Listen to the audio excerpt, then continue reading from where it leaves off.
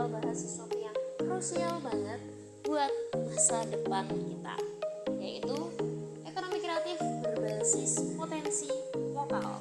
Kemarin ada workshop yang keren banget bahas judul ini, dan jujur insight-nya daging semua. Rektor Unkaba sempat mention kalau dunia sekarang itu unpredictable, makin gak jelas arahnya. Makanya pola pikir entrepreneur itu bukan lagi soal pilihan, tapi keharusan. Bukan cuma soal cari cuan atau high friends benefitnya, tapi gimana kita bisa jadi problem solver buat lingkungan sekitar. Yuk kita bedah materinya. Pertama nih, banyak yang mikir kalau wirausaha itu sekedar jualan. Padahal kalau mau naik kelas, ada fondasi yang namanya birokrasi dan legalitas.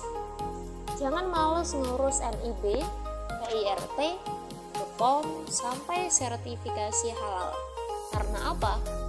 Karena ini adalah tiket masuk buat dapet trust masyarakat yang lebih luas lagi. Selain itu, kuncinya adalah go digitalisasi.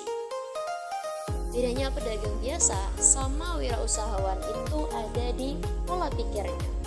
Pedagang mungkin bekal utamanya adalah rajin, tapi wirausahawan harus punya yang namanya manajemen, strategi, inovasi, dan kreativitas.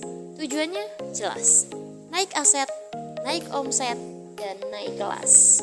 Nah, kalau dari perspektif industri keuangan, UMKM itu ada di tengah segitiga emas yang diapit sama pemerintah, pasar, dan industri keuangan. Menariknya, ekonomi negara kita beneran ditopang sama UMKM. Contohnya di Kendal, secara geografis wilayah ini ngeri strategisnya. Kendal itu diapit sama gunung dan juga laut, plus nempel sama kota besar Semarang dan Batang. Potensi kuliner di wilayah Kendal ini gila banget. Hati-hati, ada yang namanya masa kritis. Data nunjukin banyak banget UMKM yang tumbang di tahun kedua atau bahkan hilang di tahun kelima.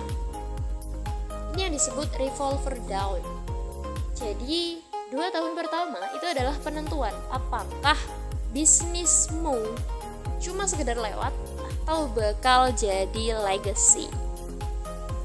Terakhir, ini soal mindset. Ada kutipan keren dari Rinald Kasali bahwa setiap orang punya jiwa entrepreneur. Tinggal gimana kita munculin, mengasah, dan membangkitkan jiwa itu. Ingat, ada 9 dari 10 pintu rezeki itu datang dari perdagangan wirausaha. Terus kenapa jumlah pengusaha di Indonesia itu masih rendah dan belum nyampe standar normal pengusaha sebuah negara? Menurut Adamko, seorang pengusaha dari Singapura, rendahnya jumlah pengusaha di sebuah negara itu disebabkan oleh 4 hal. Yang pertama, uneducated, tidak terfasilitasi pembelajaran tentang wirausaha sendiri. Berikutnya, unprepared, tidak disiapkan. Yang ketiga, untrained, tidak dilatih. Yang keempat adalah ignorance. Ignorance itu adalah masa bodoh, di mana wirausaha itu tidak dipandang sebagai hal yang possible buat difokusin. Jadi banyak orang yang masih ignorance sama wirausahawan itu sendiri. Baik itu kamu seorang pengusaha karena kecemplung atau nyemplung sendiri, by accident or by design, kuncinya cuma satu. Sebagai wirausahawan, kamu perlu add your value. kasih nilai tambah ke produk yang kamu bikin, maka trust pasar bakal datang sendiri. Kesimpulannya, potensi pasar kita ini besar.